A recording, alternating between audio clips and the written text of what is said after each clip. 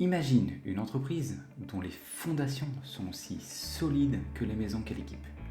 Une société qui, au fil des décennies, a non seulement résisté aux tempêtes économiques, mais a prospéré. Bienvenue dans le monde de The Home Depot. Cette icône du commerce a réussi à convaincre aussi bien les amateurs de rénovation que les grands gestionnaires de fonds, grâce à son généreux dividende, qui est bien plus qu'une simple récompense pour les investisseurs, mais plutôt le ciment qui maintient leur confiance en sa solidité financière. Prépare-toi à voir au-delà des outils et des étagères, car nous allons plonger dans l'analyse boursière d'une entreprise qui transforme les maisons en foyers et les investissements en succès durable.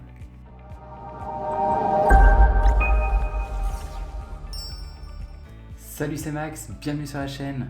Alors aujourd'hui, on va analyser ensemble l'entreprise The Home Depot et tu vas voir que c'est une entreprise qui pourrait te faire de l'œil, surtout si tu es amateur de dividendes. Donc en gros, Home Depot, si tu ne connais pas, c'est une entreprise de distribution américaine dans l'équipement de maison. Donc en gros, The Home Depot en Amérique, c'est ce que pourrait être Monsieur Bricolage, Brico Dépôt ou Castorama en France. Donc c'est parti pour analyser cette société.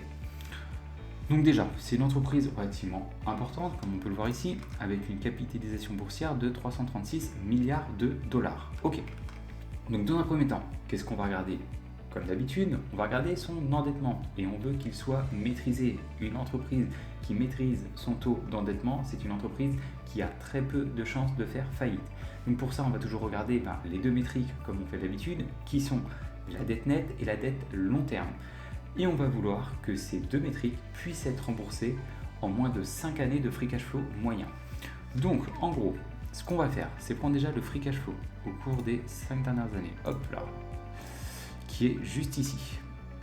Là, qui est de 14 milliards. Ces 14 milliards, on va du coup les multiplier par 5, ce qui va nous donner 70 milliards. On va donc vouloir qu'à la fois sa dette nette et sa dette long terme soit inférieure à 70 milliards. Donc pour la dette long terme, on va aller directement dans son bilan comptable, on descend tout en bas jusqu'à sa dette nette, sa dette long terme qui est juste ici, 53 milliards comparé à 70 milliards, c'est nickel, la dette long terme de l'entreprise est maîtrisée. Maintenant, pour calculer sa dette nette, très simple, on va faire juste nous la différence entre sa valeur d'entreprise ici et la capitalisation boursière. En gros, la capitalisation boursière, c'est si quelqu'un voulait racheter l'ensemble des actions de cette société, et la valeur d'entreprise, c'est si quelqu'un voulait racheter à la fois l'ensemble des actions de cette société et en plus rembourser l'intégralité de la dette. Donc, on garde en tête nos 70 milliards. On va faire nous, donc du coup, 408 milliards ici de valeur d'entreprise, 408 moins les 336 milliards, 336, on est ici à 72. Donc on est un tout petit peu au-dessus de notre valeur cible. Mais bon, là, à 2 milliards près, rien de bien inquiétant. Donc on peut dire que la dette en général de l'entreprise Home Depot est maîtrisée. Maintenant, on va regarder ces indicateurs de rentabilité. Ce qu'on veut, c'est vraiment que les personnes qui sont à la tête de cette entreprise utilisent efficacement, donc à bon escient, les capitaux. Donc, on va regarder 3 indicateurs qui sont le ROA, donc le retour rentabilité des actifs, le ROE, rentabilité des capitaux propres, et le ROIC, qui est la métrique la plus importante, qui va prendre à la fois en compte les capitaux propres, mais aussi tout l'argent qui est issu de la dette. Et donc, ce qu'on va vouloir, c'est vraiment que ces 3 métriques soient au minimum de 12%. Et donc, comme on peut le voir ici, c'est largement le cas. Un ROA de quasiment 20%, un ROE là de 1450%. Alors je ne sais pas s'il y a un problème pour le calcul sur ce site, mais en tout cas c'est fabuleux. Et regardez surtout un ROIC de supérieur à 40%. Au cours des 5 dernières années, on était quasiment à 50%. En gros, pour t'expliquer, c'est quand l'entreprise injecte 1 euro, elle en récupère 50 centimes. Donc c'est énorme. Donc ça, c'est parfait, c'est ce qu'on aime voir. L'entreprise verse, comme j'ai pu te le dire en introduction, un dividende donc à ses actionnaires qui est à hauteur de 8 milliards 380 millions. Et ce qu'on va vouloir, c'est savoir est-ce que ce dividende ici est pérenne ou non dans le temps. Donc ce qui correspond là, comme vous pouvez le voir, à un rendement de 2,5%. Et donc pour savoir si ce dividende est pérenne ou non dans le temps, on va le comparer toujours à son free cash flow moyen qui est de 14 milliards. Donc si on fait nous 8,38 divisé par nos 14,17 fois 100, on est ici à 60%. Donc honnêtement, c'est un peu élevé. Moi, ce que je recherche, c'est vraiment des entreprises qui ont un payout ratio d'au maximum 50%. Moi, ce que je veux, c'est que l'entreprise utilise son free cash flow, non pas pour le distribuer à ses actionnaires sous forme de dividendes, mais pour soit racheter des actions, réinvestir en elle-même, payer sa dette ou acquérir de nouvelles entreprises. Donc là, c'est un peu élevé, mais après, voilà, c'est Home Depot, une entreprise relativement importante, donc elle n'a pas forcément beaucoup de moyens en fait de croître, de s'étendre. Donc c'est probablement pour cette raison que l'entreprise a décidé de verser un dividende aussi généreux. Après, moi, ce que j'aurais bien aimé voir, c'est, comme on a pu le voir, la dette nette de l'entreprise est un tout petit peu élevée, donc elle pourrait rembourser en fait sa dette long terme. Donc, on va dire que c'est relativement ok. Moi, c'est pas ce que je préfère en tant qu'investisseur, mais je peux tout à fait comprendre qu'un investisseur qui se focalise sur les dividendes, et franchement, une entreprise comme Home Depot, c'est plutôt pas mal. C'est un dividende qui est relativement pérenne et qui pourrait être au minimum maintenu, voire augmenté d'année en année. Maintenant, au niveau des marges, comme on peut le voir ici, là, une marge brute de 33%, donc ce qui est plutôt pas mal, et ici des marges nettes aux alentours des 10%. Ok, donc pour l'instant, c'est pas trop mal ce qu'on voit. Maintenant, on va regarder est-ce qu'il y a toujours de la croissance vis-à-vis de cette entreprise. Donc on va regarder à la fois une croissance au niveau de son chiffre d'affaires, de son résultat net et de son free cash flow. Donc au niveau de son chiffre d'affaires, au cours des 5 dernières années, il est passé ici de 110 milliards de dollars à 152 milliards de dollars. Donc là, une forte augmentation. Cependant, attention, on peut voir qu'il y a eu une diminution depuis 2023 ici. Donc, essayez de comprendre. Il y a eu un gros pic au cours des dernières années, là, peut-être principalement dû au Covid, et qu'ensuite, du coup, on revient plus à des niveaux qu'on est habitué à avoir les années passées. La question à se poser, c'est est-ce que cette chute est terminée ou pas, car ça va être très important pour pouvoir ensuite évaluer notre entreprise. Maintenant, au niveau de son résultat net, lui, il est passé de 11 milliards en 2020 et cette année à 15 milliards. Ok, parfait, une belle augmentation, donc normal, pareil, une diminution par rapport à l'année dernière. Et au niveau de son free cash flow, il est passé, lui, en 2020 de 11 milliards, hop, juste ici, à cette année 17 milliards, 18 milliards quasiment, qui est là en augmentation par rapport à 2023. Donc ça c'est cool. Le free cash flow c'est vraiment la métrique qui est la plus importante, bien plus importante que le résultat net parce que c'est vraiment le centre de l'entreprise.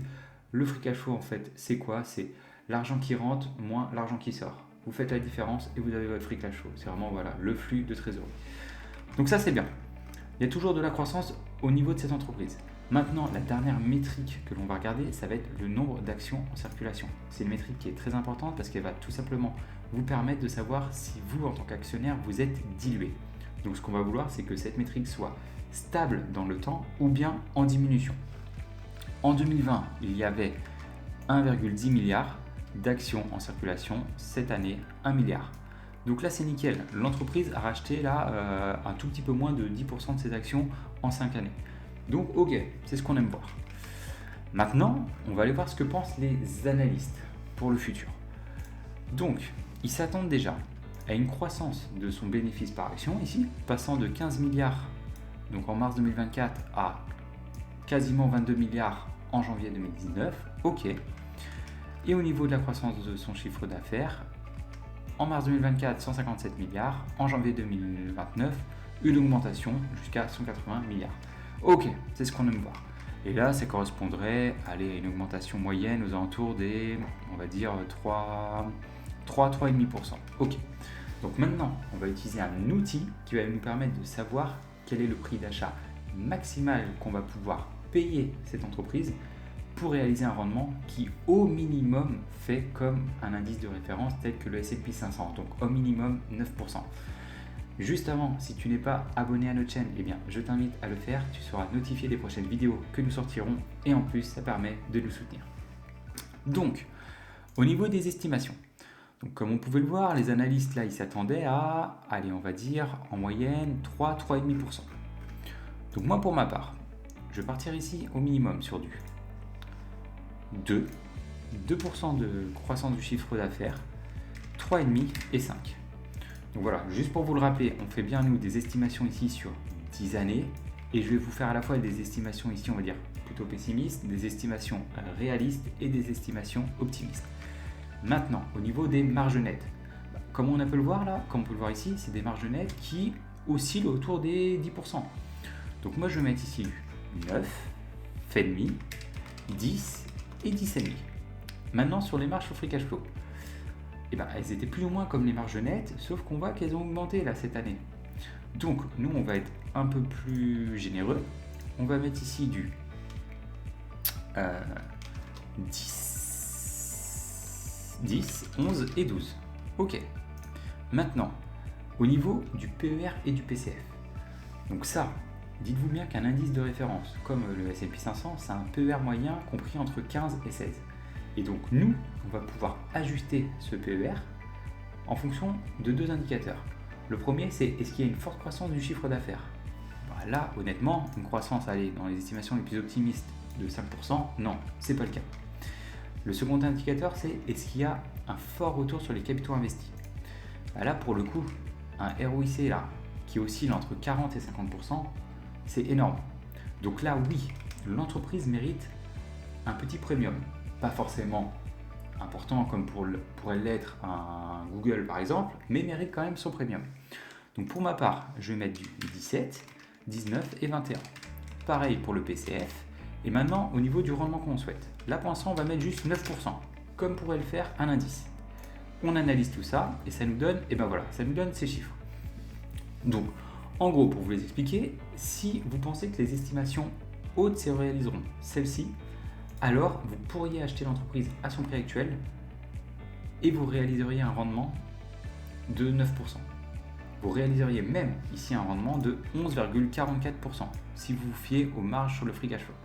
En revanche, si vous pensez aux estimations moyennes ici et basses, dans ce cas-là, l'action serait surévaluée actuellement. Et il faudrait attendre qu'elle chute à 310 $ pour les estimations moyennes ou à 235 $ pour les estimations basses. Sauf que, encore une fois, on ne peut pas nous mettre uniquement 9% de rendement. Sinon, en fait, on prend trop de risques. On a besoin, nous, d'une marge de sécurité. Sinon, si vous vous contentez, vous, de 9% de rendement, autant investir sur un ETF S&P 500 qui vous permettra d'avoir ce même rendement avec beaucoup moins de risques. Donc là, on va mettre un rendement qui est un peu plus important pour ajouter une marge. Moi, personnellement, je mets minimum ici du 12, 13,5 et 15. Maintenant, si j'analyse, ça nous donne ces chiffres. Donc, comme on peut le voir, l'entreprise semble, encore une fois, surévaluée. Pour ma part, moi je vais l'ajouter en watchlist à 205 ici dollars. Est-ce que ça veut dire que j'achèterai l'entreprise lorsqu'elle descendra à 205 $? Pas forcément, mais en tout cas je continuerai à réaliser des recherches un peu plus approfondies.